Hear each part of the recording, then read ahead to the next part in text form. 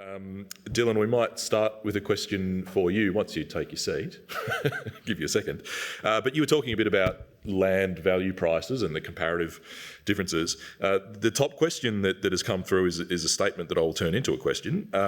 Climate change is increasing the risk to farm productivity. However, we're not seeing an impact on land values. In fact, land values are increasing despite those warnings that we're hearing.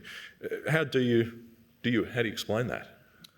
Yeah, sure. I think it's a really good question and something that's posed a lot. And what you see, I think one of the second slide I had up with that chart about the return on capital, we had a very high return on capital in some of the lower rainfall regions.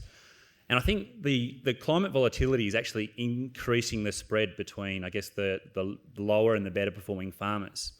And land values are only driven by the better performing farmers because they're the ones buying the land, and it would justify the land price with their productivity.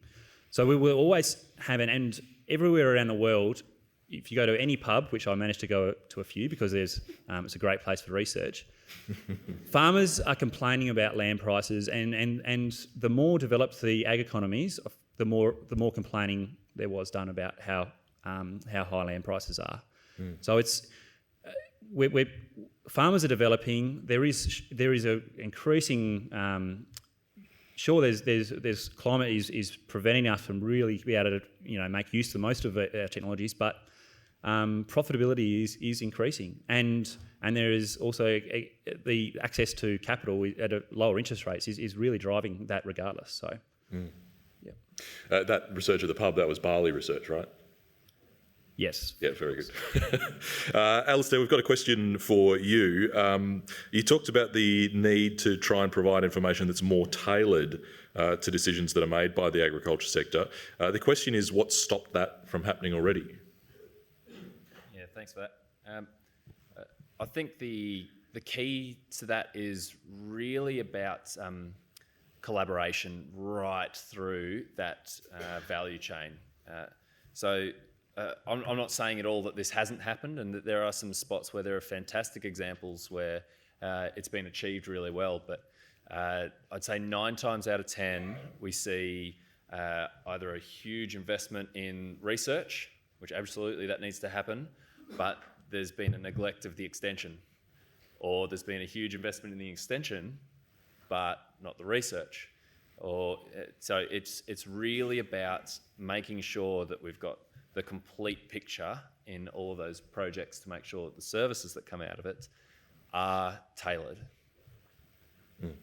We have another question for Dylan on the insurance side of things. If there's a certainty of worsening weather conditions, then insurance options markets for weathers will become too expensive without subsidies. Will the taxpayer want to fund this? So it's a question about subsidies here. Yeah, so definitely the future trends and climate trends, the reinsurers aren't stupid. They price those trends and they're increasing risk into the products as it is. So, and certainly with the expectation, and I'm not. I think that comes back to the farmers. Is we have to insure ourselves for our planned performance, not our historical performance. So, if we can become increasingly productive on less rainfall, we can manage that trend and at the same time cover the increasing cost of those products. The other part of that question was on: are we going to need subsidy to make these products affordable? Perhaps there's an option. There's probably alternative ways the government can fund them. In some countries, the governments are actually being the part of the reinsurers themselves. It's a lot simpler way of providing drought relief rather than through ad hoc measures. But I would say at the moment the increasing climate pressures are already priced into the market. And we're all on our business and other businesses around using weather derivatives are already finding that they're economical to use in situations where you're using them for leverage, you're using them for productivity to offset the cost of the cover. And I guess too, then there's a question about taxpayer appetite for that as well, and political appetite for that if it's an easy sell or a hard sell. Yeah, I think it's a very difficult sell in Australia. I don't feel like our ag economy does not impose the same amount of political pressure that you see in other developed countries. So I don't see that as a realistic outcome in the future, but there are certainly many ways in which government agencies can help, reduce the barriers to adoption to enable these products to work rather than necessarily pushing these products with subsidies.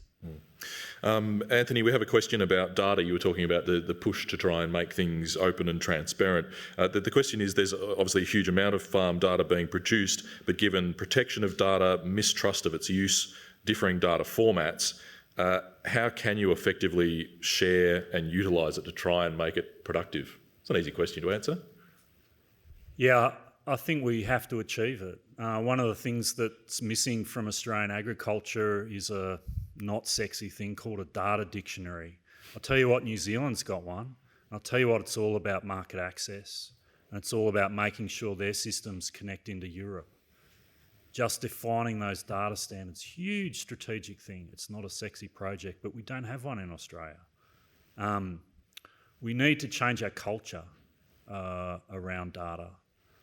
Sure, there's going to be some things which do provide a farm or a conglomerate a comparative advantage, and they should develop and sponsor that. But we really need to change our culture, and we need to make data much more open, more connected and transparent.